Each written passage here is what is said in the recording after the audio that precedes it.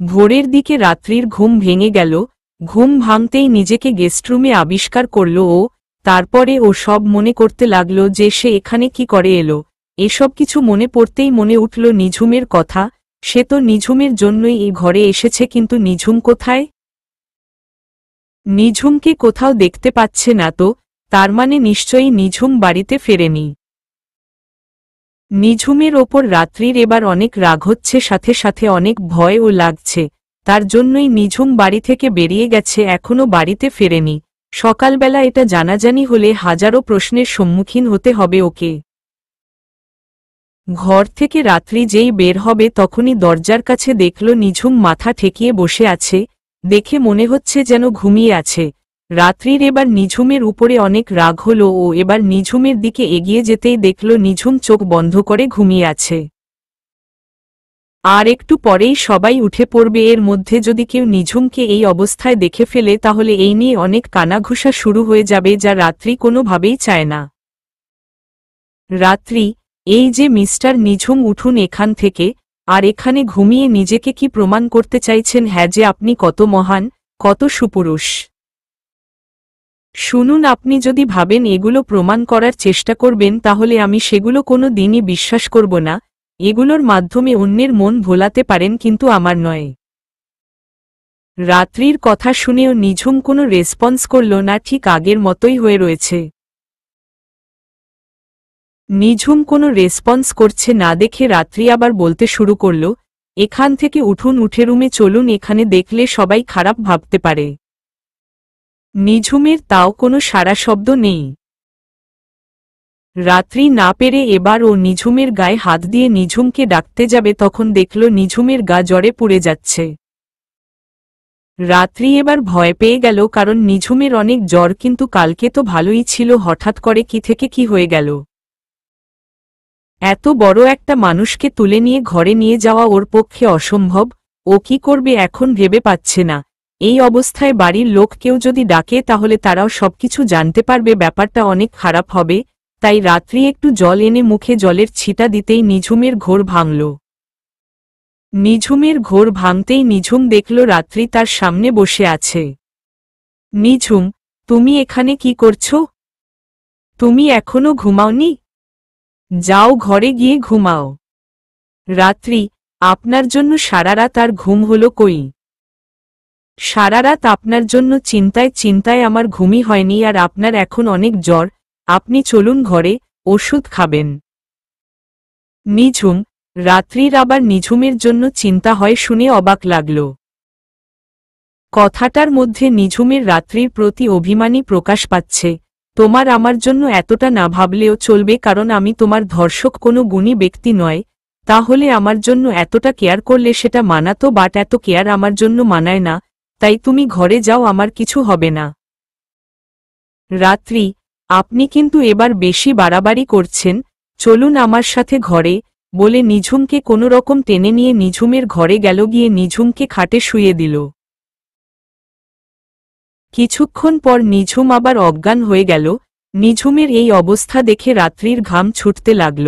এখন বাড়ির লোককে বলা ছাড়া আর কোনো উপায়ও দেখছে না ও। কিন্তু তার আগে নিঝুমের ড্রেস চেঞ্জ করতে হবে, কারণ আগের দিনের ড্রেস ঘামে ময়লা হয়ে গেছে। কিন্তু প্রবলেম হলো একটাই, ও নিজে এই কাজটা কিছুতেই করতে পারবে না। আবার নিজে না করলেও চলবে না, তাই কোনো কিছু না ভেবে নিঝুমের শার্টটা খুলে চেঞ্জ করে দিল। তারপর একটা বাটি করে জল এনে জলপট্টি দিতে লাগল, যাতে নিঝুমের জ্বর কিছুটা হলেও কমে। সকাল 7টা। প্রায় 45 মিনিট ধরে জলপট্টি দেওয়ার পরও নিঝুমের জ্বর কমছে না দেখে রাত্রি এবার বাধ্য হয়ে নিচে নেমে এল। নিচে নেমে সোজা নিঝুমের মায়ের রুমে গেল। নিঝুমের মা, উনি তার ঘরটা গোছাচ্ছিলেন, হঠাৎ রাত্রি উনার ঘরে প্রবেশ করায় এত সকালে উনি অবাক হলেন। উনি হাসি মুখে ওর কাছে এগিয়ে গেলেন। নিঝুমের মা, কিরে মা, কোনো সমস্যা? এত সকালে আমার ঘরে এলি যে? রাত্রি কোনো কিছু না ভেবেই বলে দিল, উনার খুব জ্বর এসেছে, ওষুধ খাইয়েছি, জলপট্টি দিয়েছি, তাও কোনোভাবে কিছু কাজ হচ্ছে না। তাই না পেরে আপনার কাছে এলাম। আপনি ডাক্তার আঙ্কেলকে কল করে ইমিডিয়েট আসতে বলেন। নিঝুমের মা এবার ভয় পেয়ে গেলেন, সঙ্গে সঙ্গে উনি ফোন করলেন তাদের ফ্যামিলি ডক্টরের কাছে আর উনাকে ইমিডিয়েট আসতে বললেন। তারপর উনি রাত্রির সাথে নিঝুমের ঘরে গেলেন। চোখ খুলতেই নিঝুম দেখল চারিপাশে সবাই ওকে ঘিরে দাঁড়িয়ে আছে, আর সবার থেকে একটু দূরে এক কোণে রাত্রি দাঁড়িয়ে রয়েছে মাথা নিচু করে। ওর মা অনেক কান্নাকাটি করছে। নিঝুমের জ্ঞান ফিরেছে দেখে ওর মা দৌড়ে নিঝুমের কাছে গিয়ে বলল, এখন কেমন লাগছে বাবা, তুই ঠিক আছিস? আর কি করে তোর এমন হলো? নিঝুম, তোমরা এত চিন্তা করছো কেন? আমি তো ঠিক আছি এখন। সঙ্গে সঙ্গে দৌড়ে আনহা নিঝুমের ঘরে প্রবেশ করল, অনেকটা রাত্রিকে ধাক্কা দেওয়ার মতো করেই। তা দেখে রাত্রির অনেক রাগ লাগছে। আনহা গিয়ে সকলের সামনেই নিঝুমকে জড়িয়ে ধরে কান্না করতে লাগল, কিন্তু কেউই তাতে অবাক নয়। রাত্রি ছাড়া সবাই জানে যে আনহা নিঝুমের প্রতি কতটা দুর্বল। এই কথাটা সবাই জানত, শুধু নিঝুম ছাড়া। আসলে কেউই নিঝুমকে জানাতে চায়নি কথাটা। রাত্রি এবার অনেকটাই অবাক হল, কারণ ও আনহাকে অফিসে কোনো দিনও নিঝুমের সাথে এরকম ব্যবহার করতে দেখেনি। আজকে আনহার আরেকটা দিক দেখে রাত্রি অনেকটা অবাক হল। সে জানত না যে আনহা নিঝুমকে এতটা পছন্দ করে, কিন্তু আজকের ওর ব্যবহারে তা প্রকাশ পাচ্ছে। রাত্রি মনে মনে, আদিক্ষেতা দেখো মেয়ের, উনার জন্য এমন করছে যেন ওটা ওনার জামাই। আমার নিজের জামাই, আমি এখানে দাঁড়িয়ে আছি চুপ করে, আর এই মেয়ের চিন্তা দেখো। আসলে আমার চিন্তা হবেই বা কি করে, আমি তো ওনাকে ভালোবাসি না। তখনই ওর মাথায় যে কথাগুলো ঘুরপাক করছে ওগুলো ভাবতেও চমকে গেল। তার মানে কি আনহা নিঝুমকে ভালোবাসে? যদি এটা হয় তাহলে রাত্রির থেকে খুশি আর কেউ হবে না, কারণ রাত্রি ভাবল আনহাকে নিঝুমের গলায় ঝুলিয়ে দিয়ে নিঝুমকে ডিভোর্স দিয়ে দেবে। এমনিতেই সংসারটা সে করতে চায় না, সেই কারণেই রাত্রির মনে তো এখন লাড্ডু ফুটছে। পারলে সকলের সামনেই আনহাকে জড়িয়ে ধরে। আনহা, কি করে তোর এরকম হলো রে নিঝুম? কিসের এত কষ্ট তোর? কোনো সমস্যা হলে তো আমাকে বলতে পারতি, আমাকে কেন বললি না? তুই কি আমাকে তোর বেস্ট ফ্রেন্ড ভাবিস না বল? আনহার এরকম একটা রূপ দেখে নিঝুম অবাক, তার কারণ কয়েকদিন আগেই আনহাকে এত অপমান করল রাত্রির কারণে, তারপরেও আনহা ওর সঙ্গে এরকম ব্যবহার করছে, এটা যেন নিঝুম কোনোভাবেই মানতে পারছে না। নিঝুম যতদূর জানে আনহা প্রচণ্ড জেদি, তারপরেও কি করে। নিঝুম আনহাকে সরিয়ে দিয়ে, সব কথা তোকে বলতে হবে এরকম কোথাও কোনো বাধা ধরা নিয়ম আছে নাকি? তখন কথার মাঝে রাত্রি বলে উঠল, হ্যাঁ অবশ্যই বলবেন। উনি আপনার বেস্ট ফ্রেন্ড হয়, কেন বলবেন না ওনার সঙ্গে? আর আমি তো মনে করি ফ্রেন্ডরাই বেশি ইম্পর্টেন্ট। রাত্রির কাছে কয়রকম একটা উত্তর নিঝুম আশা করেনি। ও ভেবেছিল হয়তো রাত্রি এর কারণে রাগ করবে, কিন্তু না, তার বিপরীত। রাত্রি হয়তো রাগ করতে যদি সে আমাকে ভালোবাসত। নিঝুম বুঝতে পারল যে সে তাকে ভালোই বাসে না, সেই কারণেই ওর মধ্যে জেলাসিটা নেই। যদি ভালোবাসা থাকত তাহলে হয়তো জেলাসিটাও থাকত ওর মধ্যে। রাত্রির কথা শুনে রাত্রির থেকে মুখ ঘুরিয়ে নিয়ে নিঝুম আনহাকে বলল, এরপর থেকে আমার আর কিছু হলে তোর আর এইভাবে এত ছুটে আসা দরকার নেই, বুঝেছিস? বলেই ওয়াশরুমে চলে গেল। আস্তে আস্তে সবাই ঘর থেকে বেরিয়ে যেতে লাগল, কিন্তু আনহা এখনো বেরুল না। আনহা রাত্রিকে বলল, যত তাড়াতাড়ি পারো নিঝুমের জীবন থেকে সরে যাও, সেটা তোমার জন্য ভালো হবে। আশা করি নিজের ভালোটাই চাইবে, বলে ঘর থেকে বেরিয়ে গেল। রাত্রি মনে মনে, থাক তুই তোর নিঝুমের সাথে, এমনিও আমার ওনার সাথে থাকার কোনো ইচ্ছা নেই। নিঝুম ওয়াশরুম থেকে বেরিয়ে এসে দেখল আনহা রুমে নেই। রাত্রিকে দেখে অনেক খুশি মনে হচ্ছে, কিন্তু খুশির কারণ নিঝুমের জানা নেই। না পেরে নিঝুম জিজ্ঞাসা করল, আমার ড্রেসটা কি তুমি চেঞ্জ করে দিয়েছিলে? রাত্রির এবার লজ্জা লাগল, ও বলল, দিয়েছিলাম, বাট এখন মনে হচ্ছে না দিলেই ভালো হতো, বলে ও ঘর থেকে বেরিয়ে গেল। নিঝুম ঠিক বুঝতে পারছি না যে রাত্রি কি চাই। আজকে রাত্রি আর নিঝুমের রাত্রিদের বাড়ি যাওয়ার কথা, কিন্তু সকালে নিঝুমের শরীর খারাপ হওয়ার কারণে ওরা সকালে যেতে পারল না, তাই ওরা বিকালে রওনা দিল। গাড়িতে, রাত্রি, আপনাকে একটা কথা বলবো? নিঝুম মনে মনে খুশি হল, কারণ রাত্রি নিজে থেকে তার সাথে কথা বলতে চাইছে। ও মুখে হাসি নিয়ে বলল, হ্যাঁ বল। রাত্রি, আপনি কি জানেন আনহা আপনাকে অনেক ভালোবাসে? রাত্রির এই কথাটা শোনার জন্য নিঝুম মোটেও প্রস্তুত ছিল না, তাও নিজেকে অনেকটা সামলে নিয়ে বলল, না জানি না আর জানতেও চাই না। নিঝুমের কথা শুনে রাত্রি আবার রেগে গেল, তাই ও নিঝুমকে আর কিছুই বলল না। নিঝুম আশা করেছিল যে রাত্রি হয়তো তাকে জিজ্ঞাসা করবে যে ও কালকে রাত্রে কোথায় ছিল, কেন সারারাত বাড়ি আসেনি, কি করে জ্বর এলো।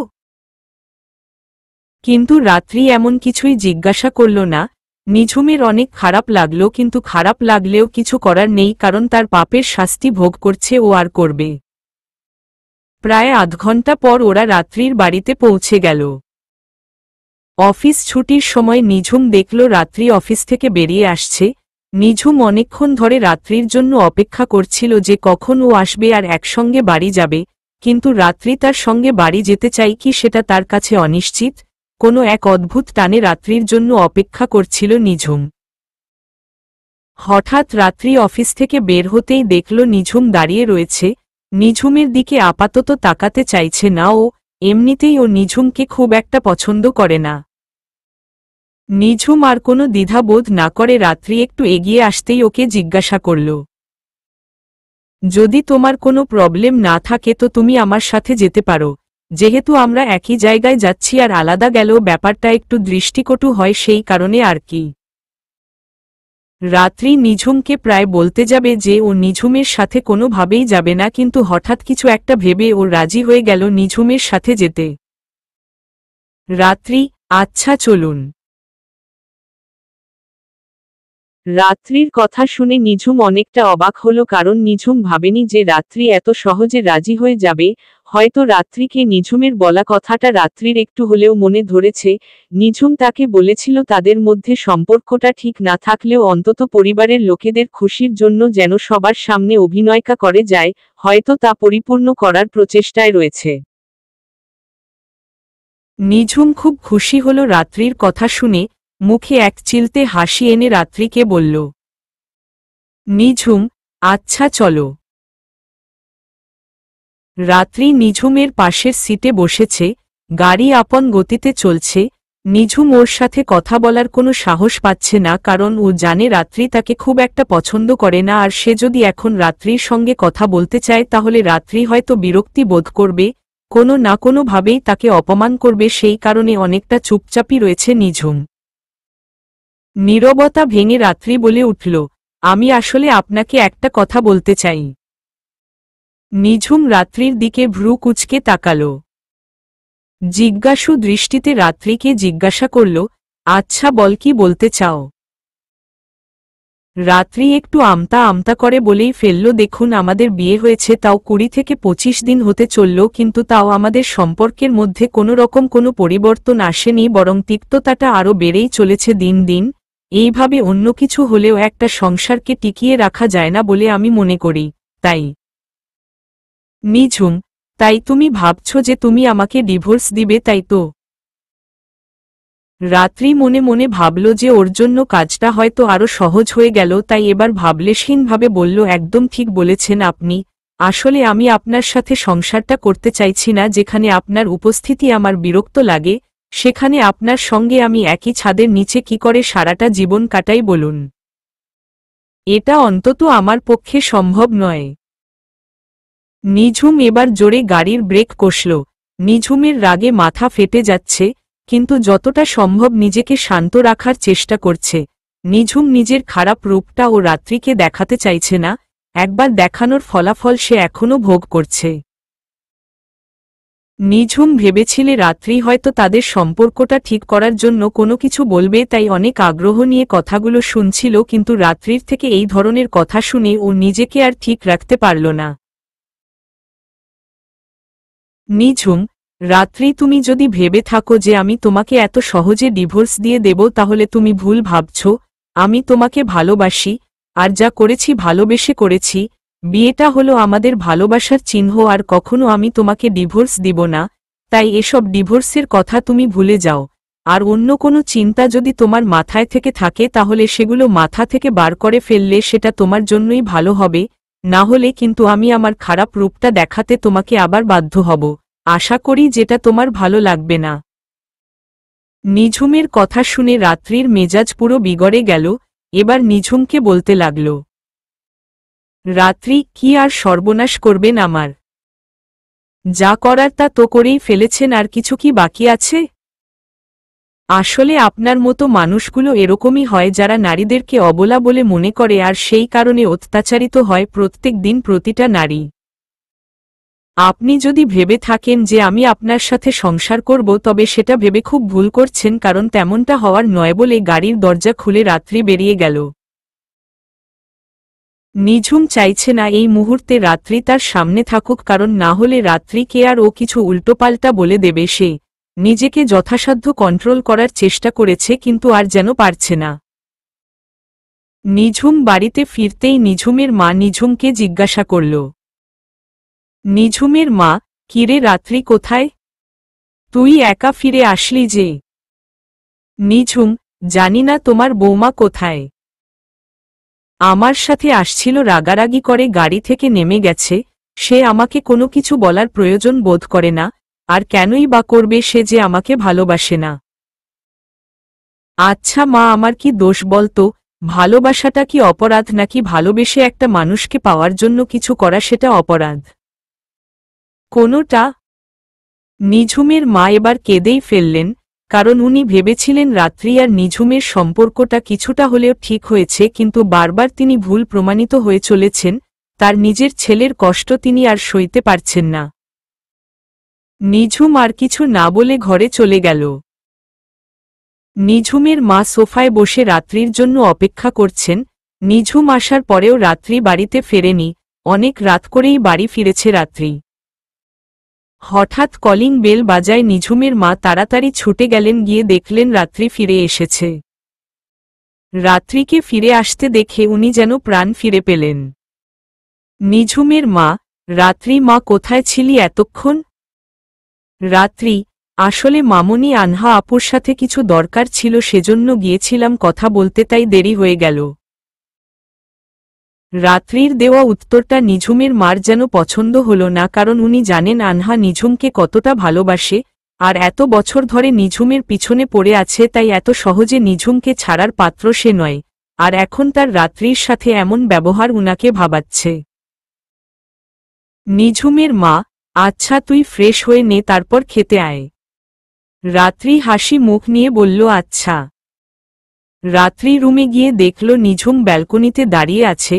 হয়তো মনটা খারাপটা দেখেই বোঝা যাচ্ছে, কিন্তু তাদের যে কেবলমায় রাত্রির কারণে সেটা রাত্রি জানে, কিন্তু তাতে ওর কি? এই সব ব্যাপারে ওর কোনো যায় আসে না, তাই ব্যাপারটাকে যথাসাধ্য ইগনোর করে ওয়াশরুমে চলে গেল ফ্রেশ হওয়ার জন্য। ওয়াশরুম থেকে বেরিয়ে এসে দেখল নিঝুম সেই একইভাবে দাঁড়িয়ে রয়েছে, তাতে ওর ভাবাবেগের কোনো পরিবর্তন হল না। রাত্রি নিচে ডিনারের জন্য যাচ্ছিল, কিন্তু একবারও নিঝুমের কথা ভাবল না যে নিঝুমও ডিনার করেনি বা তার খিদে পেয়েছে কিনা। এই সমস্ত কিছুই জানার ইচ্ছে তার নেই। এদিকে নিঝুমের চোখ দিয়ে অনবরত জল গড়িয়ে পড়ছে, কারণ যাকে ভালোবাসে তার দ্বারাই দিনের পর দিন অপমানিত হয়ে চলেছে। যদিও এটা তার প্রাপ্য, তাই নিজেও সেটা মেনে নিয়েছে, কিন্তু আজকে রাত্রির কথায় নিঝুমের হৃদয় ভেঙে টুকরো টুকরো হয়ে গেছে, কারণ ও ভেবেছিল আর যাই হোক রাত্রি হয়তো তাকে ছেড়ে কখনো চলে যাবে না, কিন্তু রাত্রি যে এরকম একটা সিদ্ধান্ত নিয়ে ফেলেছে তা নিঝুম বেশ ভালোই বুঝতে পারছে। এভাবেই চলতে লাগলো তাদের দিন। 1 মাস মতো পেরিয়ে গেল, তাও নিঝুম আর রাত্রির সম্পর্কের কোনো পরিবর্তন হল না, বরং পরিণত হচ্ছে একটি তিক্ততাময় সম্পর্কের। সেই দিনের ঘটনার পর থেকে রাত্রি নিঝুম সাথে এমন ব্যবহার করে যে ও নিঝুম নামের কোনো ব্যক্তিকে চেনে না। আর এদিকে নিঝুম ও তারপর থেকে রাত্রির সাথে খুব কম কথা বলে, একটু দূরে দূরেই থাকে, যাতে রাত্রি কোনো অস্বস্তিতে না পড়ে। রাত্রি এই 1 মাসের মধ্যে অনেকভাবে চেষ্টা করেছে যাতে নিঝুমের থেকে ছাড়া পেয়ে আনহার সাথে নিঝুমের সম্পর্কটার একটা মোড় তৈরি করে দিতে পারে, কিন্তু কোনোভাবেই ও সফল হয়ে উঠতে পারছে না। নিঝুম নামটা এখন তার জীবনে প্যারাময়। কোনোভাবেই জিনিসটাকে তো জীবনকে থেকে সরাতে পারলেই যেন তার শান্তি। আজকে নিঝুমের একটা দরকারি মিটিং থাকার কারণে নিঝুম একটু সকাল সকাল করেই বেরিয়ে গেছে অফিসের জন্য, আর রাত্রি ঠিক সময় মতন পৌঁছে যাবে। আজকে রাত্রি আনহার সাথে মিলে একটা প্ল্যান বানিয়েছে যার দ্বারা হয়তো তাদের সম্পর্কের সমাপ্তি ঘটবে। এই কথাটা ভেবে রাত্রির অনেক খুশি খুশি লাগছে। নিঝুম যখন বাড়িতে ছিল তখন রাত্রিকে বেশ খুশি খুশি মনে হয়েছে তার। তা দেখে নিঝুমের একটু শান্তি লাগলো যে রাত্রি ভালো আছে এটা ভেবে, কিন্তু কি কারণে রাত্রি এত খুশি তার কারণটা নিঝুমের অজানা। নিঝুম আজকে ব্রেকফাস্ট না করেই বেরিয়ে গেছে। ও বলল অফিসে গিয়ে খেয়ে নেবে, তাই আজকে নিঝুমকে ছাড়াই সবাই ব্রেকফাস্ট করতে বসেছে। হঠাৎ রাত্রি খেতে খেতেই দৌড়ে ছুটে গেলে ওয়াশরুমের দিকে, প্রচণ্ড বমি পাচ্ছে ওর। রাত্রিকে ছুটে যেতে দেখে নিঝুমের মাও পিছন পিছন গেল। উনি দেখলেন রাত্রি বমি করে, অবস্থা খারাপ। উনি রাত্রিকে সাহায্য করে কিছুটা ওকে ফ্রেশ করিয়ে দিয়ে সোফায় বসলেন। নিঝুমের মা, তোর যে শরীরটা খারাপ তুই আমাকে বললি না কেন? রাত্রি, আরে মামুনি আর বলো না, কদিন ধরে শরীরটা খুব খারাপ, মাথাটাও কেমন ঘোরে আর মাঝে মাঝে খুব দুর্বল মনে হয় নিজেকে। আপনারা চিন্তা করবেন বলে তাই আপনাদেরকে কিছু জানানো হয়নি। নিঝুমের মা, তুই এখানে বস, আমি এক্ষুনি ডাক্তারকে ফোন করছি। রাত্রি, তার কোনো দরকার হবে না মামুনি, আমি ঠিক আছি, কোনো অসুবিধা হবে না, ঠিক হয়ে যাবে, এত চিন্তা করার কিছু নেই। নিঝুমের মা রাত্রির কোনো কথাই শুনলেন না। উনি ফোন করলেন ওনাদের ফ্যামিলি ডক্টরের কাছে, তাড়াতাড়ি তাকে আসতে বললেন। নিঝুমের মা আর আজকে রাত্রিকে অফিসে যেতে দিলেন না। রাত্রি বিছানায় শুয়ে রেস্ট নিচ্ছে, তখন ঘরে ঢুকল। ডক্টরকে দেখে রাত্রির মনে মনে অনেক ভয় হচ্ছে, খুব ভাবছে যে কোনো বড় রকম অসুখ তার হয়নি তো, বা অন্য কিছু। এতটা খারাপ চিন্তা ভাবনা তার আগে কখনো হয়নি, কিন্তু আজ কেন হচ্ছে জানে না সে। ডাক্তার রাত্রিকে চেক আপ করে তিনি নিঝুমের বাবাকে জড়িয়ে ধরলেন। ডাক্তারের এমন কাণ্ড দেখে সবাই অবাক, আসলে উনি কি বোঝাতে চাইছেন কিছুই বুঝতে পারছেন না কেউ। তবে নিঝুমের মা অনেকটা আন্দাজ করতে পারছেন, কিন্তু উনি শিওর নয় ব্যাপারটা নিয়ে, তাই কোনো রকমভাবে কোনো আবেগ প্রকাশ করছেন না।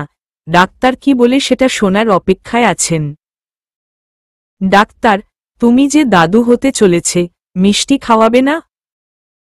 কথাটা শুনে রাত্রির যেন পুরো দুনিয়া ঘুরে গেল। এরকম কিছু শোনার জন্য ও মোটেই প্রস্তুত ছিল না। সবাই খুব খুশি, শুধুমাত্র রাত্রি ছাড়া। আজ রাত্রি ও সবার সঙ্গে খুশি হতো যদি সন্তানটা বৈধ হতো, কিন্তু তার সন্তান যে অবৈধ। ওর সন্তান একটা ধর্ষিতার সন্তান। কি করবে ও এখন নিজেই ভেবে পাচ্ছেন না। রাত্রি আজকে ভেবেছিল যে নিঝুমকে ডিভোর্স দেবে, সেই জন্য অপেক্ষা করছিল, কিন্তু হঠাৎ করে এমন কিছু হয়ে যাবে রাত্রি সেটা ভাবেনি। ও এখন রীতিমতো অবাক এই সবকিছু শুনে। এখন ওর মাথায় কেবল একটা কথাই ঘুরপাক খাচ্ছে যে তার সন্তানকে ফেলে সে কি করে নিঝুমকে ছেড়ে চলে যাবে। সন্তানকে নষ্ট করতে পারবে না, কারণ এটা অত্যন্ত গুনার একটা কাজ, তাছাড়া সে একটা মা আর সন্তানটা তার শরীরের একটা অংশ। ও যদি অন্য সকলের মতো সন্তানকে ফেলে দেয় তাহলে সকলের মধ্যে আর ওর মধ্যে তফাৎ কি রইল? রাত্রি এমন একটা অবস্থায় পড়ে গেছে যেখানে না ও পারবে সন্তানটাকে একা ফেলে যেতে আর না পারবে নিঝুমকে ডিভোর্স দিতে। দোটানার মধ্যে পড়ে গেছে রাত্রি, এখন কি করবে কিছুই বুঝতে পারছেন না। এদিকে আনহা বারবার ফোন করেই চলেছে, কিন্তু রাত্রি ফোন ধরছে না, বরং ওর ধরতে ইচ্ছা করছে না। ওর মাথায় এখন হাজারো চিন্তা। এই মুহূর্তে ডিভোর্সের কথা ভাবছে না, কারণ যদি নিঝুমকে ডিভোর্স দিয়ে দেয় তাহলে তার সন্তানের পিতৃপরিচয় কি হবে? কি পরিচয় দিয়ে বড় করবে? সে সমাজের কাছে এতিম হয়ে যাবে। এই মুহূর্তে নিঝুমের প্রতি ঘৃণা কাজ করছে, কারণ আজ নিঝুমের কারণে এমন পরিস্থিতির সম্মুখীন হতে হচ্ছে ওকে। আনহা, এই মেয়েটা এখনো আসছে না কেন? আর আমার ফোনটাই বা ধরছে না কেন? ও কি তাহলে নিঝুমকে ডিভোর্স দিবে না? আমার সাথে এতদিন গেম খেলল তাহলে? ও যদি এমনটা ভেবে থাকে তাহলে খুবই বড় ভুল করছে ও। আনহার সাথে লাগতে এসে তুমি খুব একটা ভালো করনি রাত্রি, এই জন্য তোমাকে পস্তাতে হবে। আনহা একবার রাত্রিকে ফোন করল, কিন্তু রাত্রির কোনো জবাব এলো না। রাত্রির উপরে এখন অনেক রাগ লাগছে ওর, মনে হচ্ছে এক্ষুনি সামনে রাত্রিকে পেলে কয়েকটা ঠাস ঠাস করে চড় মেরে দিত। সকাল থেকে রাত্রি রেস্টে রয়েছে, ইতিমধ্যে অনেকবার বমি করেছে, শরীরটা কেমন ঝিমঝিম করছে, উঠে দাঁড়ানোর শক্তিটুকু পাচ্ছে না। আনহা অনেকবার ফোন করলেও রাত্রি ধরেনি, সেই জন্য রাত্রি ভাবল আনহাকে একটা ফোন করবে। যেই ফোন করতে যাবে তখনই রাত্রির শাশুড়ি ঘরের মধ্যে প্রবেশ করলেন এক প্লেট খাবার নিয়ে, সেই কারণে আনহাকে আর ফোন করা হলো না। ফোন করলেও আনহাকে কি জবাব দিত সেটাও সে নিজেও জানে না। নিঝুমের মা, এই তো রাত্রি মা, তুই জেগে আছিস, ভালোই হলো, এই দেখ তোর জন্য খাবার এনেছি, এগুলো একটু খেয়ে নে, এমনিতেই শরীরটা খারাপ, তাছাড়া এই অবস্থায় না খেলে তো শরীর খারাপ করতে পারে আর অসুস্থ হলে বেবির জন্য ক্ষতি হবে। খাবারগুলো দেখে রাত্রি চোখমুখ কুঁচকে এল, কারণ এগুলো দেখে এই মুহূর্তে ওর বমি পাচ্ছে, সঙ্গে সঙ্গে দৌড়ে বাথরুমে চলে গেল। এইবার বমি করে যেন শরীরটা আরো নেতিয়ে পড়েছে, কিছু করার শক্তি পাচ্ছে না। নিঝুমের মা অনেকটা জোর করেই রাত্রিকে খাবারগুলো খাইয়ে দিল।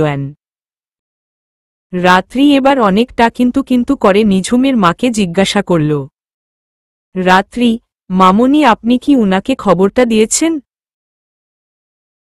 না না, মানে আমি বলতে চাইছি যে উনি কি কথাটা জানেন। নিঝুমের মা, কেন রে মা, তুই নিঝুমকে এখনো জানাসনি? রাত্রি এবার একটু থতমত খেয়ে গেল, ও ভেবেছিল নিঝুমের মা হয়তো নিঝুমকে জানিয়েছে, কিন্তু উনি যে রাত্রি বলবে সেই অপেক্ষায় বসেছিলেন সেটা রাত্রি জানে না, হয়তো রাত্রিরও এই কথাটা ওর ভাবনাতেও আসেনি। রাত্রি, আসলে আমি চাইছিলাম ওনাকে সারপ্রাইজ দিব, সেই জন্য কথাটা আর বলিনি। রাত্রির উত্তর শুনে নিঝুমের মা খুবই খুশি হলেন, উনি ভাবলেন মনে মনে যে সন্তানটা যদি তাদের সম্পর্কটা ঠিক করতে পারে। নিঝুমের মা, তাহলে মা আমার মনে হয় তোর এখন ওকে বলার দরকার নেই, ওর রাত্রেবেলা বাড়ি আসলে ওকে কথাটা বলিস কেমন? রাত্রি, আচ্ছা। নিঝুমের মা, আমি কথাটা তোর আম্মুকে জানাতেই উনি কত খুশি হলেন জানিস? উনি বলছিলেন ওনার মনে হচ্ছে যেন ওনার সব রোগ সেরে গেছে, এতটাই খুশি উনি। এই ব্যাপারটা নিয়ে সবাই যে এতটা খুশি তা ভেবে রাত্রির আজকে সত্যি খুব ভালো লাগছে, কারণ একটা ভুল কারণজনিত ঘটনার কারণে যে আজকে সবাই খুশি এটা ভেবেই অনেক খুশি। নিঝুমের মা রাত্রিকে শুইয়ে দিয়ে, তুই এখন ঘুমা, রেস্ট নে, আমি আসি কেমন, আর কোনো দরকার হলে অবশ্যই আমাকে ডাকবি। রাত্রি, আচ্ছা মামনি। নিঝুমের মা সমস্ত প্লেটগুলো নিয়ে ঘর থেকে বেরিয়ে গেলেন। নিঝুমের মা বেরিয়ে যেতেই রাত্রি ওর বালিশের তলা থেকে ডিভোর্সের পেপারটা বার করল। ডিভোর্সের পেপারটা হাতে নিতে বুকের মধ্যে কেমন একটা মোচড় দিয়ে উঠল, কারণ এই একটা পেপারের ওপর নির্ভর করছে তার সন্তানের ভবিষ্যৎ। সে যদি এখন নিঝুমকে ডিভোর্স দিয়ে দেয় তাহলে ওর সন্তান এতিম হয়ে যাবে, আর যদি নিজের সমস্ত রাগ ক্ষোভ এগুলোকে সাইডে রেখে যদি আবার নিঝুমের সাথে নতুন করে জীবন শুরু করার চেষ্টা করে তাহলে হয়তো তার সন্তানের ভবিষ্যৎ উজ্জ্বল হবে, ভালো হবে, তাহলে তাদেরও একটা হ্যাপি ফ্যামিলি হবে সকলের মতো, যেটা সকল মেয়েদেরই আশা। কিন্তু রাত্রি যে নিঝুমকে কোনোভাবেই মেনে নিতে পারবে না, কারণ নিঝুম যা যা করেছে তা কখনো ক্ষমা করার যোগ্য নয়, আর তাছাড়া তাদের সন্তান যে অবৈধ। এই অবৈধ শব্দটা যতবারই রাত্রির মনে আসছে ততবারই যেন ওর মনে নিঝুমের জন্য ঘৃণাটা বেড়েই চলেছে, যে ঘৃণায় হয়তো নিঝুমকে জ্বালিয়ে পুড়িয়ে শেষ করে দেওয়ার জন্য যথেষ্ট। ডিভোর্স পেপারটা এখন নিঝুমকে দেখানোটা একটু ঝুঁকিপূর্ণ কাজ হবে বলে রাত্রি দুর্বল শরীর নিয়ে উঠে সেটা আলমারিতে রেখে দিল। আলমারির কাছে যেতেই মাথাটা ঘুরে ওঠার কারণে কার আলমারিতে সেটা রাখল সেটা ও লক্ষ্য করেনি, কোনো রকমভাবে সেটাকে এক জায়গায় রেখে বিছানায় এসে বসে পড়ল মাথায় হাত দিয়ে। একটু আগে তো মামনি এত কিছু খাওয়াল, তাও বল পারছেন না শরীরে, এখন আর বসে থাকাটা ঠিক হবে না বলে ও শুয়ে পড়ল। এদিকে অফিসে আনহা এখন রাত্রি আর নিঝুমের সম্পর্কটা নিয়েও বেশ চিন্তিত, কারণ ও ভাবছে হয়তো রাত্রির সঙ্গে নিঝুম কোনোভাবে মিশে যাওয়ার চেষ্টা করছে। সেই সন্দেহ দূর করার জন্য নিঝুমের রুমে গেল, এটা ভেবে যে রাত্রি হয়তো নিঝুমের রুমে আছে, সম্পর্কটা ঠিক না করা হলেও ডিভোর্সের জন্য হয়তো থাকতে পারে। তাই আর কোনো কিছু না ভেবে আনহা নিঝুমের রুমের দিকে এগুলো। নিঝুমের রুমে যেতে রাত্রির ডেস্কটা সামনে পড়ে সেখানে দেখল রাত্রি বসার জায়গাটা ফাঁকা, তাহলে কি রাত্রি আজকে অফিসে আসেনি? কিন্তু তাও তার সন্দেহ দূর করার জন্য নিঝুমের রুমের দিকে গেল। নিঝুমের রুমে নক করতেই নিঝুম কাম। আনহা নিঝুমের রুমে ঢুকতেই চারিপাশে দেখে নিল যে রাত্রি আছে কি, দেখল রাত্রি রুমে নেই। আনহা নিঝুমকে জিজ্ঞাসা করল, মিটিংটা সাকসেসফুল করতে পারলি? নিঝুম একটা মুচকি হাসি দিয়ে হম্মম। আনহা মুখে হাসি নিয়ে বলল, আজকে রাত্রিকে দেখলাম না, ও কি আজকে আসেনি? রাত্রির কথা শুনে নিঝুম ফাইল থেকে মুখ তুলে আনহার দিকে তাকাল, কিন্তু কিছুই বলল না, কারণ ওর আর রাত্রির মাঝে সম্পর্কটা নিয়ে বাইরের লোককে, বিশেষ করে আনহাকে ও কোনোভাবে কিছু জানাতে চায় না, কারণ জানালেই আনহা সুযোগ নেবে ও সুযোগের সদ্ব্যবহার করবে, সেটা নিঝুম খুব ভালো করেই জানে। আনহা, রাত্রির কি শরীর খারাপ? মানে কোনোভাবে কি অসুস্থ? আনহার কথা শুনে নিঝুম একটু ভড়কে গেল, তার কারণ সে না রাত্রির সঙ্গে খুব একটা কথা বলে। আর আদেও কি কারণে রাত্রি আজকে অফিসে আসেননি সে কারণটা ও তার কাছে অজানা, তাই একটু থতমত খেয়ে বলল, আসলে কাজে এত বিজি ছিলাম যে ওকে ফোন করতে ভুলে গেছি, ফোন করে জেনে নেব কি কারণ, আর তাছাড়া বাড়ি গেলেই তো জানতে পারবে। নিঝুমের কাছ থেকে এরকম একটা উত্তর শুনে আনহা কিছু একটা ভাবল, ভেবে নিঝুমের সাথে আরও কিছু কথা বলে রুম থেকে বেরিয়ে গেল। আনহা চলে যেতে আনহার কথাটা নিয়ে নিঝুম ভাবতে বসেছে, সত্যিই তো রাত্রি আজকে এলো না কেন? ওর কি তাহলে শরীর খারাপ? এখন কি বাড়িতে একটা ফোন করে জিজ্ঞাসা করবে? এই ভেবে ওর মায়ের ফোনে একবার ফোন করল। নিঝুম, রাত্রি আজকে অফিসে আসলো না, ও ঠিক আছে তো? নিঝুমের মা এবার মুখ চেপে হাসছেন, তুই বাড়ি আসলে বলবো, তাড়াতাড়ি বাড়িতে আয়, এসে দেখ কি হয়েছ। নিঝুম ওর মায়ের কথা শুনে চমকে উঠল, তার মানে ওর ধারণাই ঠিক যে রাত্রির কিছু হয়েছে, তাই আর দেরি না করে নিঝুম বলল, তুমি চিন্তা করো না, আমি এক্ষুনি আসছি বলে ফোনটা রেখে দিন। নিঝুম আর 1 মিনিটও দেরি করল না, তাড়াহুড়ো করে বেরিয়ে গেল। ওকে দেখে আনহা বেশ চিন্তিত, কারণ ও ভাবছে এমন কিছু একটা হয়েছে যেটা নিঝুম এমনকি রাত্রি ও তার কাছ থেকে লুকাচ্ছে, কিন্তু কারণটা কি সেটাকে জানতেই হবে, সে যে করেই হোক, আর যদি খারাপ কোনো কিছু হয় তাহলে তার মূল্য রাত্রিকে দিতে হবে। নিঝুম বাড়ি আসতেই নিঝুমের মা ওকে সব খুলে বললেন। এই মুহূর্তে নিঝুম নিজেকে পৃথিবীর সবথেকে বেশি খুশি মানুষ বলে মনে করছে, কারণ এটা সকল বাবা মায়ের জন্য একটা সুখের এবং একটা বিশেষ দিন।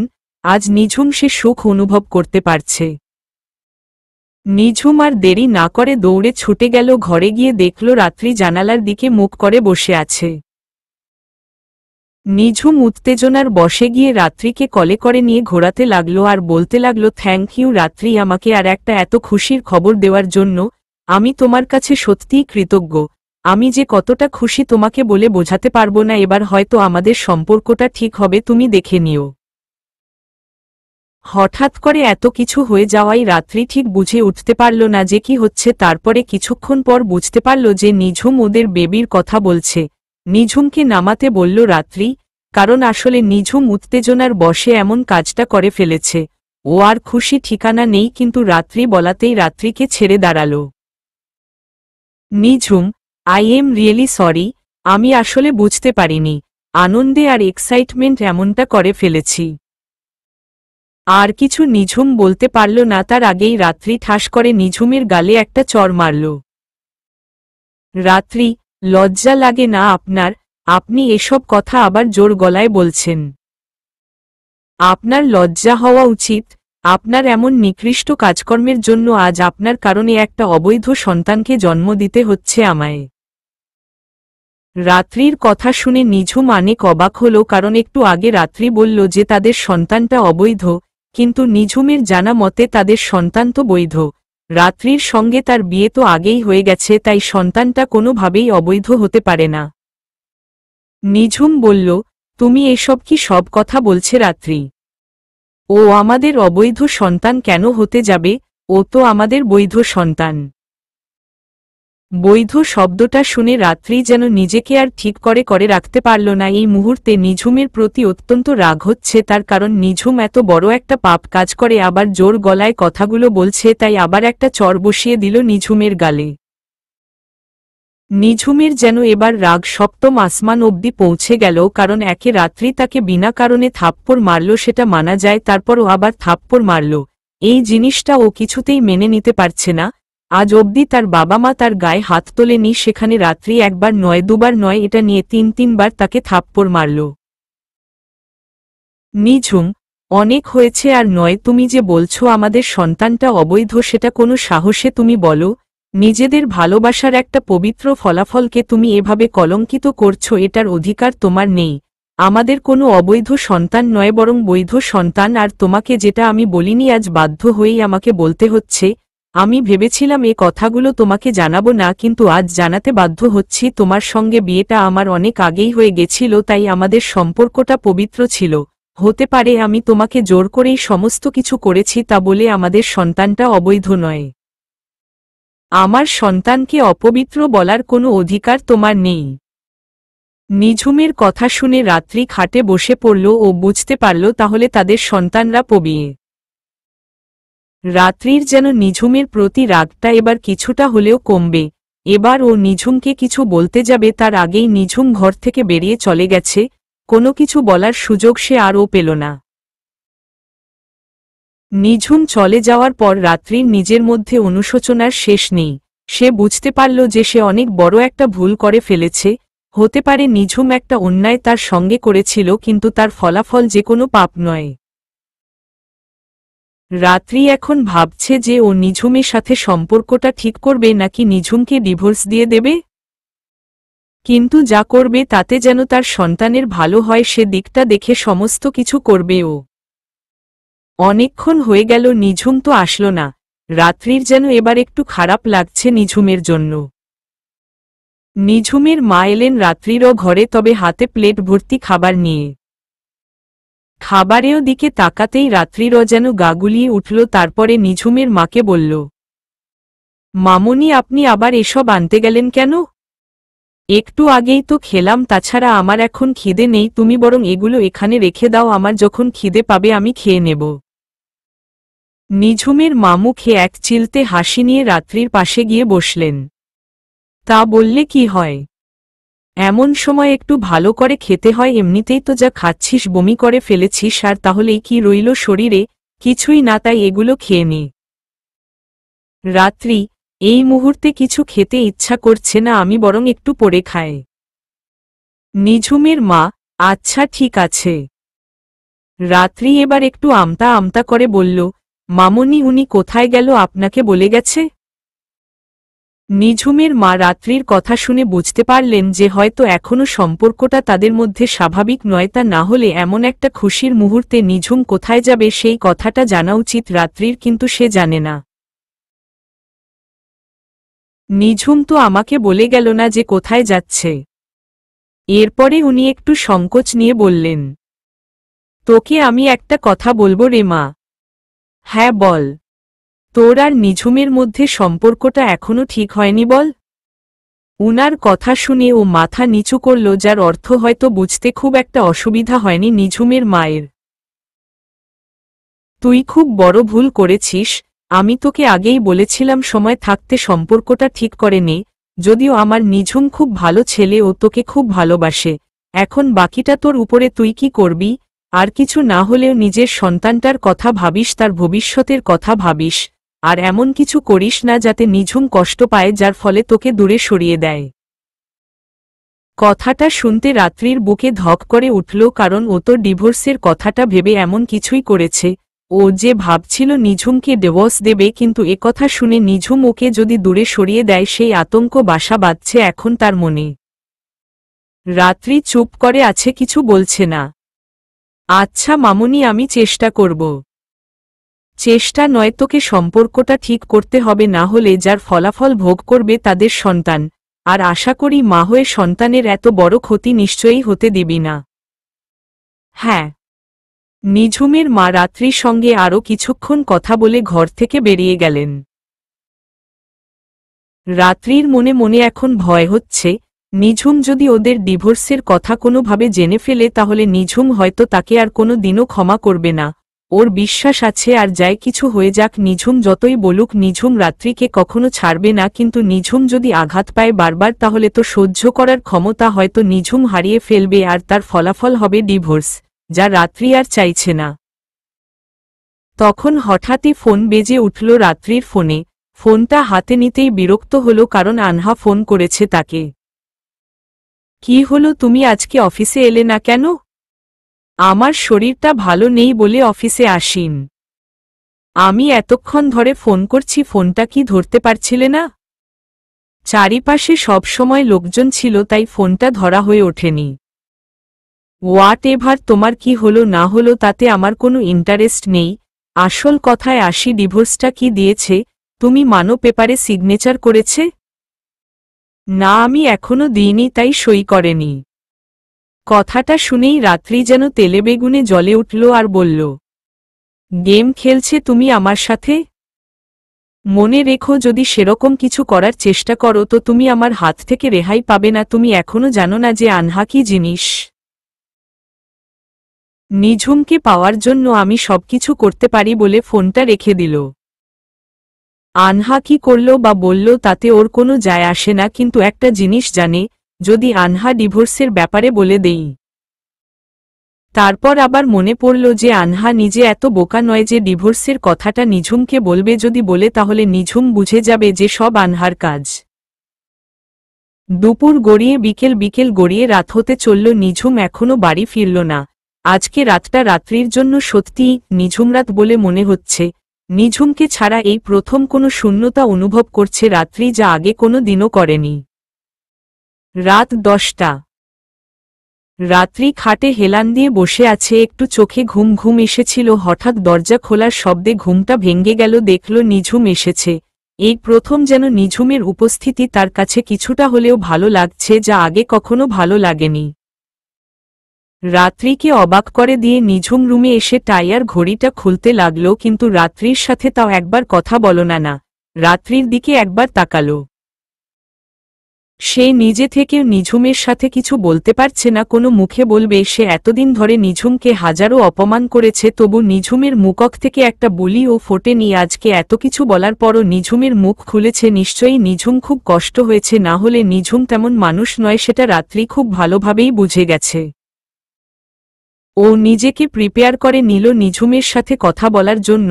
আর যাই হোক, নিঝুম তার সঙ্গে না কথা বললেও সে নিজে যদি নিঝুমের সঙ্গে কথা বলে তাহলে রাত্রি মনে করে যে নিঝুম হয়তো তাকে ফিরিয়ে দেবে না। নিঝুমকে কিছু বলতে যাবে তার আগেই নিঝুম তোয়ালে নিয়ে ওয়াশরুমে ঢুকে গেল।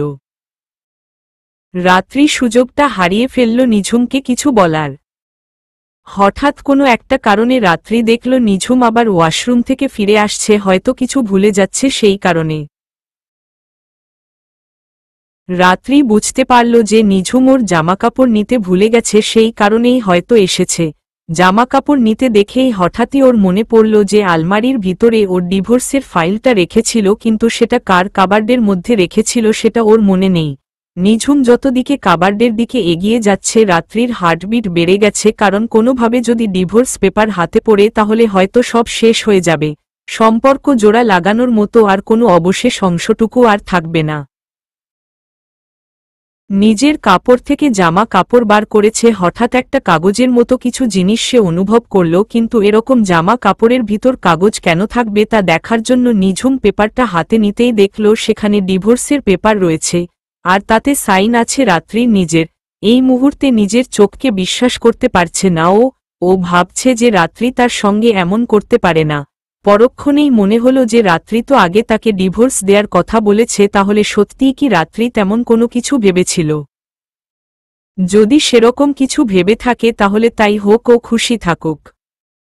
নিঝুম এবার কাগজটা নিয়ে রাত্রির সামনে গেল। রাত্রির সামনে কাগজটা দেখাতেই রাত্রির যেন হার্ট অ্যাটাক করবে এমন অবস্থা, কারণ এই মুহূর্তে রাত্রির কি বলা উচিত ও জানেন। রাত্রি এবার আমতা আমতা করে বলতে লাগল যে দেখুন, আসলেই আপনি যেটা ভাবছেন ঠিক তেমনটা নয়। নিঝুম শান্ত হয়ে ভাঙ্গা গলায় বলল, তাহলে কি এটা ভুল রাত্রি? নিঝুমের কথা শুনে রাত্রি মাথা নিচু করে রয়েছে, কারণ আর কিছু বলার নেই ওর। তুমি আমাকে ডিভোর্স দেবা এইটা জেনেছিলাম, কিন্তু সেটা মুখের কথাতেই সীমাবদ্ধ থাকবে ভাবলাম, কিন্তু সেটা যে তুমি কাজেও করে দেখাবে এটা ভাবিনি। অনেক বড় সারপ্রাইজ দিল আমাকে। Thank you. তো তোমার প্রাপ্য অবশ্যই। নিঝুমের শান্ত কণ্ঠস্বর শুনে রাত্রি বুঝতে পারল যে নিঝুমের মনে অভিমানের পাহাড় ক্রমশ জমে চলেছে, আর ভালোবাসা নামক পাহাড়টার বরফ ক্রমাগত গলেই চলেছে। এখন কিভাবে সবটা সামলাবে সেটা বুঝতে পারছেন না। রাত্রি কিছু বলছে না, চুপচাপ রয়েছে, অনুশোচনায় ভুগতেও। নিঝুম আবার বলতে শুরু করল, জানো তো রাত্রি, বিয়েটা তোমাকে আমি ভালোবেসে করেছিলাম। ভেবেছিলাম যে তুমি হয়তো একদিন আমাকে ভালোবাসবে, কিন্তু তেমনটা আর হলো কই। যেদিন তোমার আর ম্যানেজারের নোংরা কাজকর্মগুলো আমি দেখলাম, সেদিন নিজেকে আর ঠিক রাখতে পারলাম না। যতই হোক, নিজের ভালোবাসার মানুষকে অন্য কারো সঙ্গে সহ্য করা বিষয়টা খুবই কঠিন। ঠিক তেমনটা আমিও পারিনি সহ্য করতে, তাই জেদার রাগের কারণে তেমনটা করেছিলাম। কিন্তু তার আগে তোমার সঙ্গে আমার বিয়ে হয়েছিল, তাও হয়েছিল তোমার অজান্তেই। একটা ফাইলে যখন তোমার সিগনেচারের দরকার ছিল, তখনই তার মধ্যে আমাদের বিয়ের কাগজটা রেখেছিলাম আমি। ভেবেছিলাম বিয়ের কথাটা তোমাকে পড়ে জানাবো, যখন সকলকে সাক্ষী রেখে বিয়ে করব তখন। কিন্তু তেমনটা আর হলো কই। আমাদের বিয়ে হলো। সম্পর্কের ক্রমাগত অবনতিগুলো হলেও আমি আশা ছাড়িনি। আমি ভেবেছিলাম তুমি একদিন হয়তো আমাকে বুঝবে, আমার অনুভূতিগুলো বুঝবে, সেদিন হয়তো তোমার মনে আমার জন্য ভালোবাসা সৃষ্টি হবে। কিন্তু দেখো ভাগ্যের কি পরিহাস, আজ তোমার গর্ভে আমার সন্তান আছে, তার বাবা হলাম। তাও কোনো রকম অবৈধ সন্তান নয়, বৈধ। কিন্তু তুমি তার গলায় অবৈধর একটা ট্যাগ ঝুলিয়ে দিয়েছ। এটা কি তার খারাপ ভাগ্যের ফলাফল নয়? জানো তো, দুপুরে আমি রাগ করে বেরিয়ে গিয়েছিলাম। সত্যি তোমার উপর আমার অনেক রাগ লাগছিল তখন। তোমার সামনে থাকলে তোমাকে আরও কিছু উল্টাপাল্টা বলে দিতাম, তার জন্য সেই মুহূর্তে সরে গেলাম যাতে তোমার কষ্ট না হয়। রাতে যখন বাড়ি ফিরছিলাম তখন ভেবে নিয়েছিলাম বাড়ি গিয়ে তোমাকে সরি বলবো, আবার নতুন করে চেষ্টা করব তোমাকে মানানোর। আমি ফ্রেশ হয়ে তোমাকে সরি বলতাম, কিন্তু দেখো ভাগ্যের কি পরিহাস, আমি আর এখন তোমাকে সরি বলবো না। তোমার মুক্তির কামনা করব, যেটাতে আশা করি তুমি খুশি হবে। তবে হ্যাঁ, এটা ভেবো না যে তোমার সঙ্গে আমার সন্তানের মুক্তি। তুমিও যেহেতু নিজে চাও না এই সন্তানরা রাখতে, তাই আমি চাই তুমি আমার সন্তানের জন্ম দিয়ে, সন্তানটা আমাকে দিয়ে তুমি ডিভোর্স দিতে পারো, চাইলে যেখানে খুশি চলে যেতে পারো। আমি তোমাকে আটকাবো না। এতদিনে আমি বুঝেছি জোর করে অন্তত ভালোবাসা পাওয়া যায় না, তার প্রমাণ তো তুমি দিল। কিন্তু বিশ্বাস করো, এখন আর আমার দুঃখ হচ্ছে না। নিজের সন্তানকে আঁকড়ে ধরে বেঁচে থাকবো আমি। আমি জানি আমির সন্তানের জন্ম দিতে তোমার অনেক সমস্যা আছে, কারণ তোমার মতো এসে অবৈধ। যাই হোক, আশা করব তুমি আমার এই কথাটা অন্তত রাখবে। আর চিন্তা করো না, ডিভোর্সটা তুমি পেয়ে যাবে বলে ওয়াশরুমে চলে গেল। নিঝুমের কথা শুনে রাত্রি যেন থ হয়ে দাঁড়িয়ে রইল, আর নড়াচড়ার কোনো রকম শক্তি পাচ্ছে না। নিজের কানকে বিশ্বাস করতে পারছি না যে নিঝুম এই কথাগুলো রাত্রিকে বলল। রাত্রি ভেবেছিল নিঝুম হয়তো তাকে ক্ষমা করে দেবে, এত কিছু জানা সত্ত্বেও। কিন্তু মানুষের ধৈর্যের বাঁধ যখন ভেঙে যায়, তখন তার কোনো কিছুই সম্ভব হয় না। না সম্ভব একটা সম্পর্ককে টিকিয়ে রাখা। তেমনটাই হয়েছে। রাত্রিরও চোখ দিয়ে অনবরত জল গড়িয়ে পড়ছে। নিজের কারণেই সবটুকু হারিয়েছে ও। আজ রাত্রি নিঝুমের মায়ের বলা কথাটা খুব মনে পড়ছে, কারণ নিঝুমের মা প্রথম দিন রাত্রিকে বলেছিলেন যে সময় থাকতে নিঝুমের ভালোবাসাটা বুঝতে না হলে হয়তো অনেক বড় কিছু হারিয়ে ফেলবে রাত্রি। এখন কথাটা মিলিয়ে গেল। এখন হয়তো নিঝুমের কাছে রাত্রিরও চোখের জলের আর কোনো দাম নেই। নিঝুম শাওয়ারের নিচে দাঁড়িয়ে আছে, আর চোখ দিয়ে নোনা জলগুলো গড়িয়ে পড়ছে, তা হয়তো জলের সাথে ধুয়ে মুছে চলে যাচ্ছে। নিঝুম একটু ইমোশনাল টাইপের একজন, যার মধ্যে ইমোশন, আবেগ, অনুভূতি, এই সমস্ত কিছুর প্রাধান্যটা বেশি। তাই যখন রাত্রির কাছ থেকে এমনটা শুনল, নিজেকে তখন আর ঠিক রাখতে পারেনি। এখন ভাবছে যে ওর ভালোবাসার কমতি ছিল, তাই রাত্রিকে সে ধরে রাখতে পারেনি। রাত্রিকে যখন কথাগুলো বলছিল নিঝুম, তখন নিঝুম ভাবছিল রাত্রি যদি একবার বলতো যে সে নিঝুমের সাথে থাকতে চাই, তাহলে নিঝুম তার সমস্ত রাগ, অভিমান, সমস্ত কিছুকে দূরে ঠেলে দিয়ে রাত্রিকে বুকে জড়িয়ে নিত, ভালোবাসার চাদরে মুড়ে নিত। কিন্তু তেমনটা হলো না। এভাবেই কিছু ভালোবাসার সমাপ্তি ঘটে ভুল বোঝাবুঝির কারণে। চলবে।